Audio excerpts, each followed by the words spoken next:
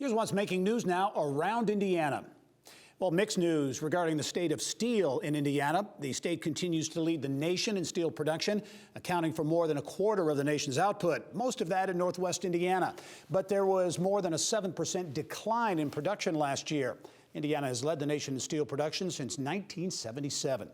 In Fort Wayne, Sweetwater Sound continues to grow. The online retailer of musical instruments and audio gear opened its new $52 million warehouse this week and has plans to break ground in July on a $31 million conference center.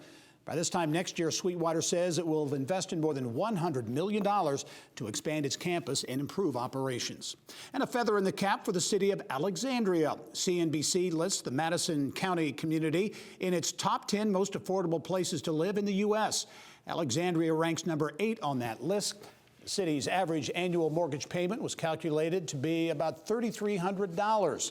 Southern communities dominated the list, with Pecos, Texas coming in at number 1. Well, Purdue University is targeting students in rural Indiana with a new partnership with New York-based nonprofit Modern States Education Alliance. Purdue calls it a new role model for the nation, enabling students to earn up to a year's worth of college credits for free. Now, the Fast Start program will allow students to access Modern States' massive digital library and take online courses in the college-level examination program, CLEP, for free. The founders of Mid-States, Steve and Maureen Sherry Clinksey, are giving Purdue $1 million to cover the cost of 10,000 CLEP exam fees. CLEP exams allow incoming college students to show they have mastered an introductory college course instead of taking the class itself. All told, it could save families up to $21,000.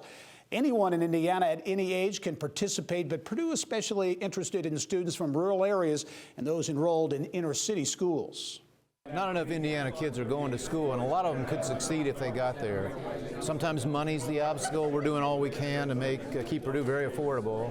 Sometimes it's just a needless doubt on the part of the young person or their family that higher ed is for them.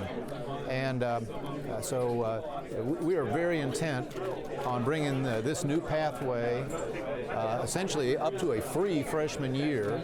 A student could pursue it while living at home, while working, even while still in high school. We are serving more Hoosiers today than we ever have, but there are so many more who ought to be at our school or somewhere like it. Well, the Commission endorses multiple ways to show learning and competency, and we know that this particular program will allow students to get credit and advanced standing at the institution. So I think it'll be important for all students. It's especially important for rural and urban students, and it's important for our 21st century scholars and our other scholarship students who actually, in order to receive the maximum amount of aid, need to stay on target to graduate on time. This helps do that. Well, news of the partnership with Modern States comes just days after Purdue announced a 9th consecutive year of flat tuition at its flagship West Lafayette campus.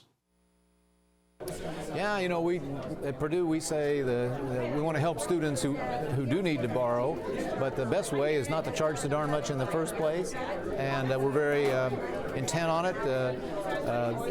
To us, it's a matter of what you prioritize. We do believe in putting students first. Sometimes I tell people who ask, well, we just solved the equation for zero.